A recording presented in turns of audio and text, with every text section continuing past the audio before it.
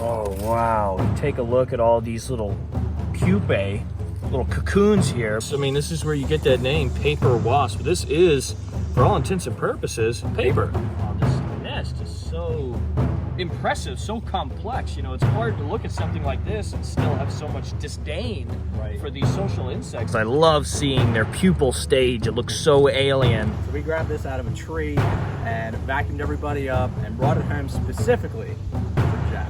So sweet.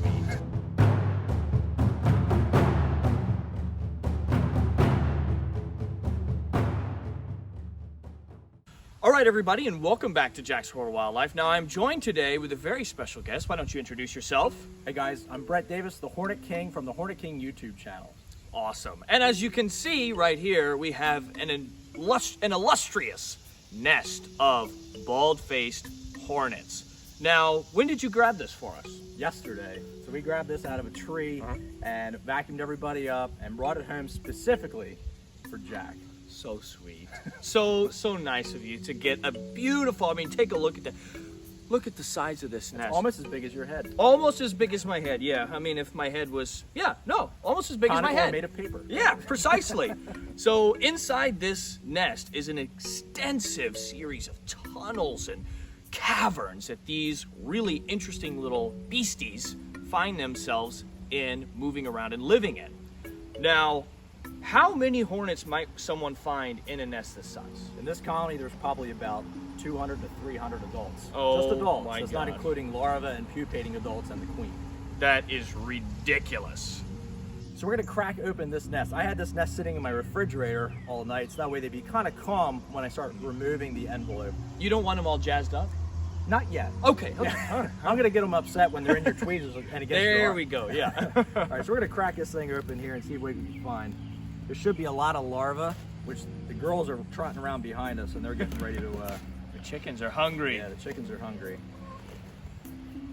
Wow, look at that. Look at how many layers. Oh, folks, come in and take a look at this. Oh, wow. Take a look at all these little pupae, little cocoons here, but take a look inside of each of these little chambers. You can see a lovely little larva. So once you get inside of these big bulbous kind of paper nests, it's very similar to what you might see externally from like a paper wasp nest. Usually you'll see these kind of hexagonal little chambers that they're depositing their eggs in and then of course raising their larvae inside of. And you see one down here too, Jack. This one is weaving her silk cap to become a pupating adult. Oh yeah, she's just starting to get that kind of cottony silk top. So you see it's come out and it's not that hexagonal shape, it's round and it's going to be topped off like all of these here. Oh my gosh, this is so cool. Now what do you find that these hornets, that these yellow jackets are feeding their larvae? Pretty much anything. Anything that they can find. Cool. Mainly flies, spotted lanternflies, Japanese beetles, aphids, other wasp species. So I'll find that like they'll bring in other yellow jackets. Sure. Pretty much anything that they can find to feed to the larvae. Wow. So the adults don't actually eat solid food. They will bring back a solid insect. Sure. They'll mash it up and then they'll feed that to their larvae, and that'll become food then for the adults. So the larva will act as an external stomach. They'll digest that meat and then they'll regurgitate a fluid, and that's what the adults will eat. So it's a little bit of a give and take for these species. Yeah, that is awesome. They all are working together. It's almost like, you know, they're a colony of interacting and contributing social insects or something. Right. Wow. Let's crack it up a little further. Sure. See if we can knock on the door and see if anybody's home. So we got we got a large one here. Really big. A little stunned, frozen. Yeah. Oops. She may be dead because she might have died before I put it in the refrigerator. So you gotta watch. They're creeping between the layers here too. See that? Yeah.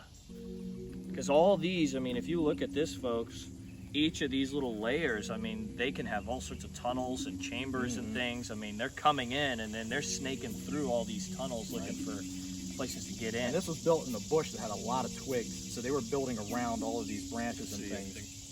So they pretty much are opportunistic however they need to build their layers. Sure. Wow. And I mean, folks, this is where you get the name paper wasp. This is, for all intents and purposes, paper. This is a paper nest. I mean, what they're doing is they're scraping, you know, wood filaments off of, you know, trees or fences and old sheds and things like that, and they're mixing that with saliva, and they are creating a paper paste, which then they will line. You know, you can see each of these individual lines. You know, that could have been from one little piece of darker wood or gray wood or lighter wood, and they mix that with their saliva, chew it into a pulp, and then they sit there and line and line and line as they build out this extensive and impressive nest. Right, and if you look at how many actual lines are on these nests, I mean, there's thousands and thousands of lines. Absolutely. So that's representative of one wasp for how many hours collecting material and building the nest. Which is ridiculous. They say busy as a bee. Yeah, right. It should be busy as a wasp. Yeah. Look at all these larvae. And this is like a 3-story little daycare here. And these are queen comb here, so these are all, I should get shots of that too. So these are all queen cells. So these would become new queens eventually. And you can see that the larvae inside are much bigger than some of the larvae that you see down here. That is impressive. I've never actually been able to take a look at, oh, check this out, guys. Yeah, We've got a fresh, brand new adult starting to chew its way out of this little pocket. Oh, wow. New life. Oh, wow, look at her. The queen. She's pretty. Come here. Oh, there she goes. There she goes. And she's doing circular flights, so she'll do that as a, she'll do orientation flights. So she'll fly around in circles. Figure out where she's at. Awesome. Yep. That is all, so cool. This is all new to her. Brand new habitat, I'm sure. Oh, wow. These fat little larvae are so cute. Ginger thinks so too, right, Ginger? All the chickens, they're just waiting for us to be done. Yeah. Wow. Oh, this nest is so impressive, so complex. You know, it's hard to look at something like this and still have so much disdain for these social insects. They really, I mean, if not anything else, they're such impressive builders. Right. And for my removal business, that's actually one of the harder things, the harder aspects of removing nests, is that you know what kind of work goes into it and how interesting they are and intricate in colony, and yet people want them removed, or people, you know, ask for them to be destroyed. It's like some of them I like to relocate, but in this case, you know, this one's gonna go to the girls, be sacrificed, and be recycled. Right, so. Exactly. And I mean, really, nests don't fully last past too long, right? I mean, usually towards the end of the year. Yeah, this colony would have been done probably like mid-September. Yeah, so they don't. This particular species doesn't last much later than like mid to late September. So this one, being as advanced as it is, it probably would have been done by like mid-September. Wow. And then that's when they send out those queens coming out of this little queen chamber here, and then they burrow into logs and under rocks and stuff, and they overwinter in there. And then when it warms up, they wake up and they go and start scraping wood and building their own nest to start their brand new colonies. Exactly. Wow. And we can even pop a couple of these cells off here. Yeah. Cell caps, and just take a look at them individually. This is one comb there. You could pop a couple of these. Yeah. So that's right when one would hatch, they would come out and they put themselves upside down into the cell, and they collect fluid from some of the larvae down below. But they'll sit like that for a day or so. Yeah, that is awesome. Here's another one. Beautiful. Sure. Yeah, so there's a pupating adult in there. Maybe pull one out. Yeah, maybe I could. Carefully. Yeah, right, so it'll rip apart. Yeah. They're really delicate in this stage. They're actually more delicate in this stage than they are as a larva. Yeah. Oftentimes they ooze the second you touch them. I think she might be far enough along. You can probably get around.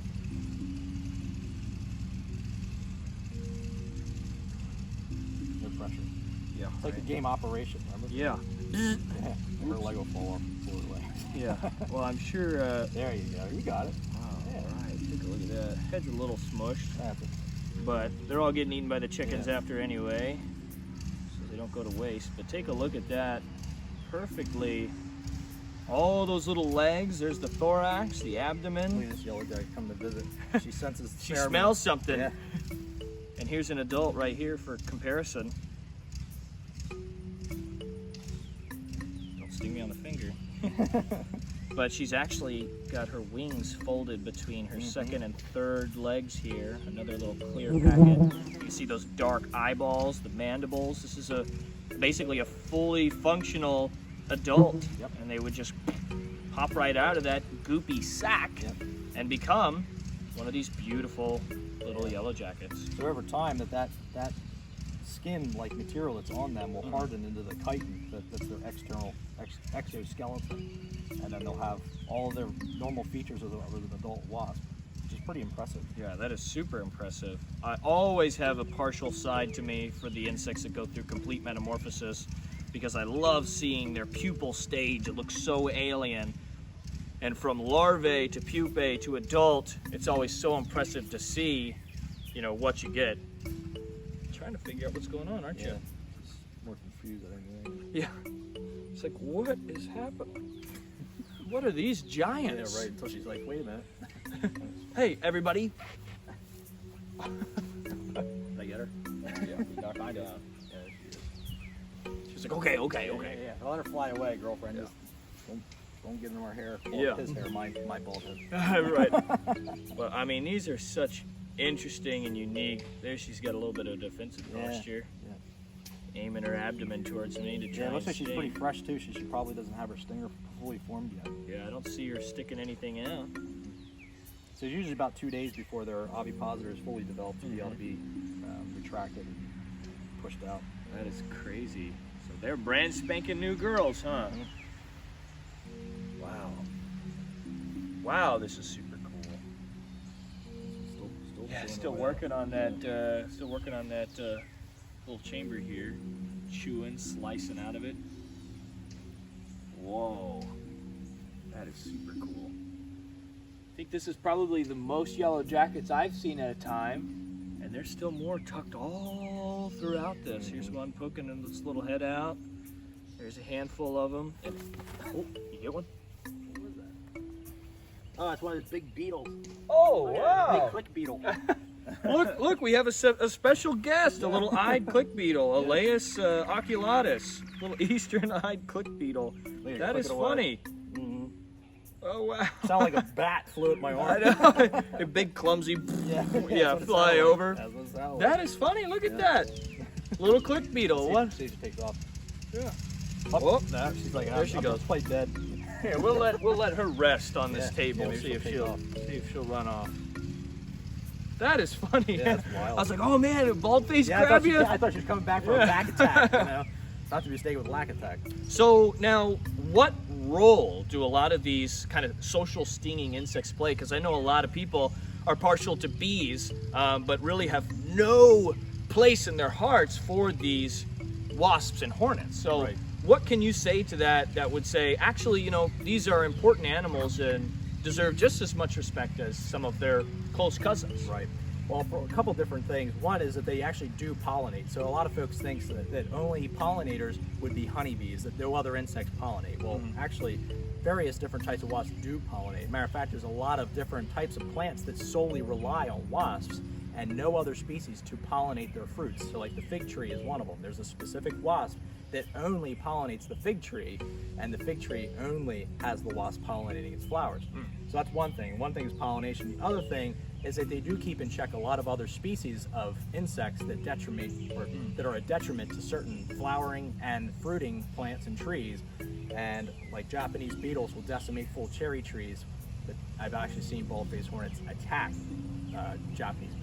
That is awesome. well. Yeah, so they're controlling a lot of these quote unquote pest species of insects. Right. So they're super critical to a lot of the ecosystems that they inhabit, because they do actually do something. They're not just out to sting you and annoy you. Yeah, you know? exactly. Yeah, that is That awesome. might be the case sometimes, especially if they're near your front door or something like that. Right. Totally understandable if you feel like you have to get rid of them. But if you're If seeing you them, do, call this guy. yeah, right. If you see them out in the wild, there's really no reason to hate them and fear them the way that most people do. Having an understanding, knowing your enemy, helps you be able to understand and appreciate the species a little bit more. Absolutely. She just attacked the microphone. So There you go. might be able to hear that in the video. Wow. Well, There's a couple of them creeping up. Oh yeah, there's a lot of them. Well, we had a great time cracking open this nest, And I just want to thank you so much for sharing so much awesome information, and of course sharing this gigantic nest with us. And even though there's lots of background noise, it's okay because we got to see a lot of really cool stuff. I've never personally been able to witness such a populous and populated nest. So thank you very much. Yeah, man. And thanks for coming around. Yeah, absolutely. It's been really fun. And also, we are about to do a sting video with these 4 beautiful ladies right here. And so stick around for that. That's probably going to be released before this video, so I will tag it somewhere in the video as well. But thanks everyone for watching. I hope you enjoyed this collab. We're about to start another one, so be sure to check out that sting video. But remember to like, comment, share, and subscribe. Turn on post notifications. Buy the new merchandise. Join our channel memberships for behind-the-scenes content. Subscribe to the Hornet King. And above all, stay tuned for the next episode of Jack's World of Wildlife. Thank you so much for watching. Take it easy.